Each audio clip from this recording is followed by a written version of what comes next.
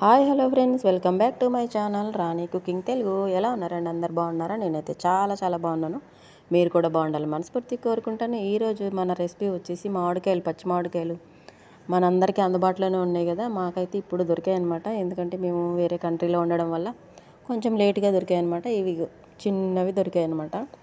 ఇంకెట్లయితే మనకి సీజన్ అప్పుడు ఇలాంటి పచ్చళ్ళు తినకపోతే మన తెలుగు వాళ్ళకి ఎక్కడ మనసు ఊరుకుంటే చెప్పండి. మళ్ళీ అదేమో అందరూ వీడియోలు ఇవే పెడుతున్నారు.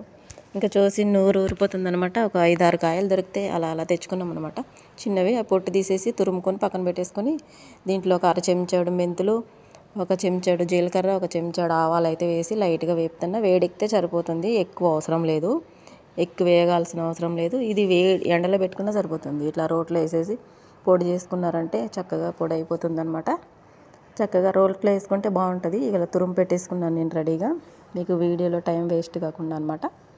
ఇంకా కారం, ఉప్పు, పసుపు లేదులేండి, ఉప్పు అయితే వేసేసుకోవాలి. ఉప్పు సరిపడినంత వేసుకోండి చక్కగా. ఇప్పుడైతే మసాలా నూరు పెట్టుకున్నాం కదా, అది అయితే వేసుకోవాలి. ఆవాలు, జీలకర్ర, మెంతులు.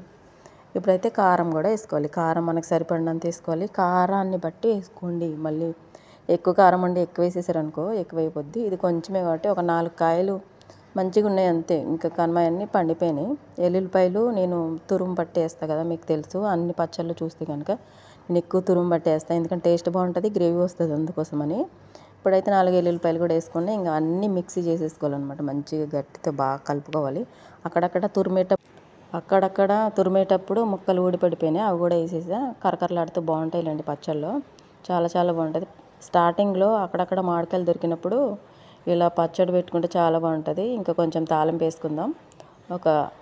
ఒక గ్లాసుడు అనుకోండి, ఒక చిట్టి గ్లాసుడు టీ తాగుతాం కదా, ఆ గ్లాస్తో నూనె వేసుకొని కొంచెం కరివేపాకు, జీలకర్ర, ఆవాలు, ఎండుమిర్చి, వెల్లుల్లిపాయలు వేసేసుకొని బాగా వేపుకొని లైట్గా మంచిగా ఆ వెల్లుల్లి కలర్ మారే వరకు ఉంచితే చాలు. లైట్గా మారాలన్నమాట, ఎక్కువ మాడిపోకూడదు.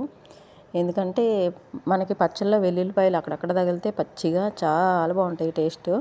అన్నంలో పచ్చడి వేసుకొని కలుపుకొని ఆ వెల్లుల్లిపాయ మధ్యలో పెట్టుకుని తింటే భలే ఉంటుంది అసలు. చూడండి పచ్చడి కలర్ ఎంత బాగుందో, నూనె పోయంగానే బాగుంది కదా అసలు, ఎంత బాగుంది. ఇప్పుడు వేడివేడి అన్నం వండేసుకొని హడావిడిగా నేనైతే పచ్చడి వేసుకుని అన్నం తినేస్తాను. ఇంకా నేను వీడియో కోసం ఫోటో కూడా తీసుకోలే, కానీ పచ్చడి టేస్ట్ ఆ ఫ్లేవర్కి ఆగలేక అన్నం అయితే తినేస్తాను గబా అనమాట. చూడండి చేయగలిపోతుంది. కలిపేసుకున్నా. ఇంకా ఒక ముద్ద అయితే నోట్లో పెట్టేసుకుందాం, కళ్ళకు అద్దుకొని. అబ్బబ్బబ్బబ్బా అమృతం అనుకోండి. ఇంకా అంత బాగుంది, సూపర్ అంటే సూపర్గా ఉంది. ట్రై చేయండి తప్పకుండా. మన ఛానల్ ఫస్ట్ టైం ఎవరైనా చూస్తే తప్పకుండా సబ్స్క్రైబ్ చేసుకోండి, లైక్ చేయండి, వీడియో పూర్తిగా చూడండి ప్లీజ్.